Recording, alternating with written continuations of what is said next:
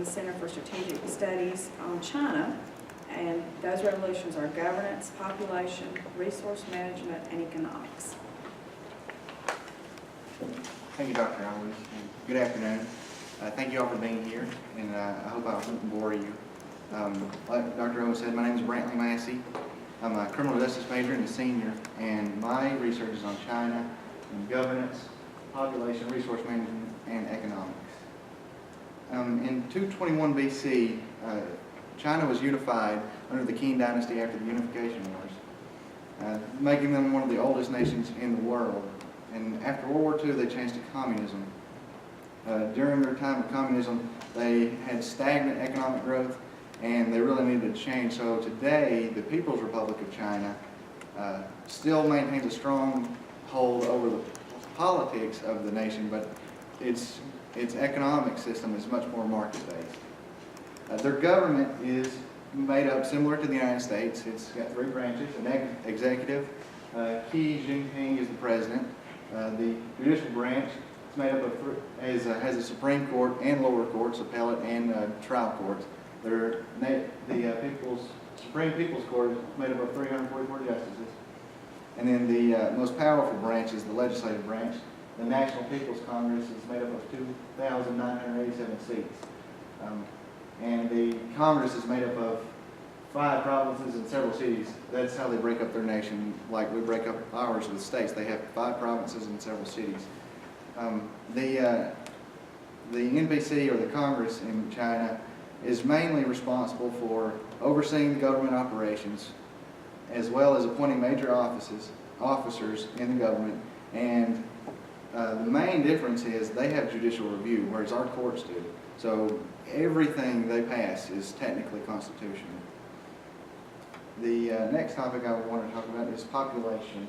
There's over 120 million people in China, and approximately 90% of the population is made up of Han Chinese, so there's very little diversity, so it makes opposition to the government less likely, and they can maintain this process for so long.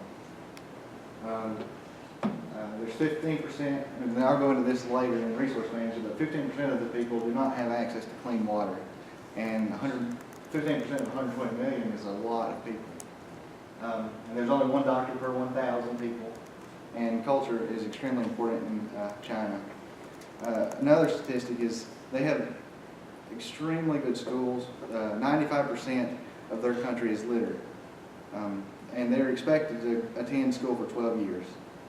So one might ask, why can they maintain their oppression over the government maintain their oppression over the people, such as religion? People still meet secretly in houses to worship Christianity. And there's no adopted religion in China.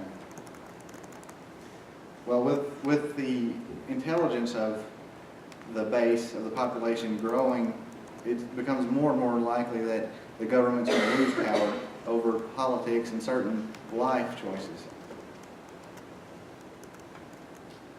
Next, I'll talk about resource management. China is one of the largest consumers and producers of energy in the world. They're number 1 in electricity and in the top 5 in all categories of energy. In 2010, they became the largest exporter in the world.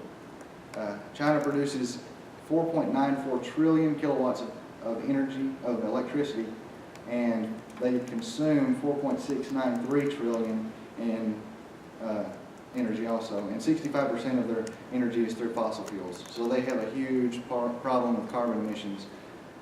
They have 8.9 billion metric tons of carbon emissions, by far the worst in the world. They have 3 billion more metric tons than the U.S.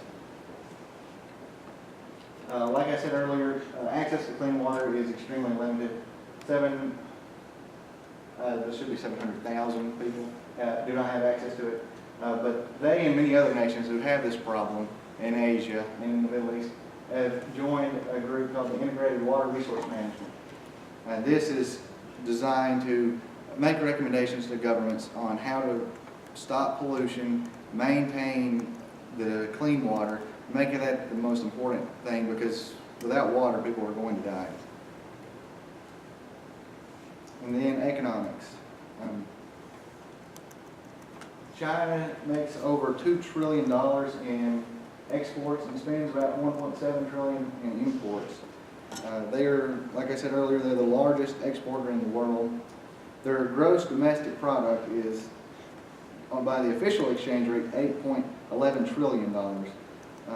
However, according to the CIA fact book, the GDP should be based on the purchase power parity, and that's more at $12.26 trillion. So they're an extremely powerful rival in economics with us. The United States and China has, over the years, had a pretty symbiotic relationship as far as economies go, because they produce it and we buy it. With their change to market, it's changing because they don't produce things as cheaply as they once did. Their workers are paid better.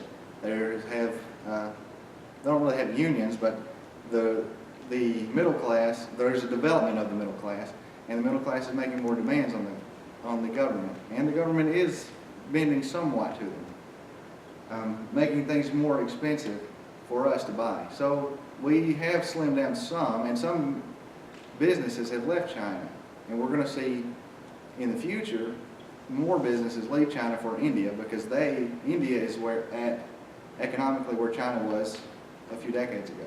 And they're probably going to have a huge boom soon, India, that is. The growth rate of the GDP today is at 7.7%, which is pretty decent. It makes the 70th in the world. Compared to the United States is below that. I think they're 93rd in the world. This growth rate, however, has decreased over the last few years. In 2011, it was 10.4%, and in 2012, it was 9.3%. Their unemployment rate is 6.5%, compared to ours is at 8.1%, and then their national debt is $728.9 billion, and I'm not going to compare that to ours. Conclusions: there is going to be some change to the government, as they're not so much as oppressive as they once were in life decisions.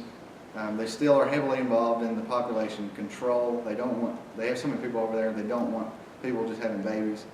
And they're loosening their grip on religion. And as far as economy, it's just going to keep going. They'll probably slow down. It's theorized that we are at our peak as far as economic power, and China is either reached that or very quickly reach that point. And they're still going to, they and us will always be an extremely superpower in economics. And then yes, the people I think will gain more freedom in China, but they've been around since 221 BC, so change for them is going to be very slow. And these last 3 slides are just some pictures of their architecture. China has one of the most historic nations in the world, and they have some amazing architecture. The Great Wall of China, obviously. And I appreciate your time and attention.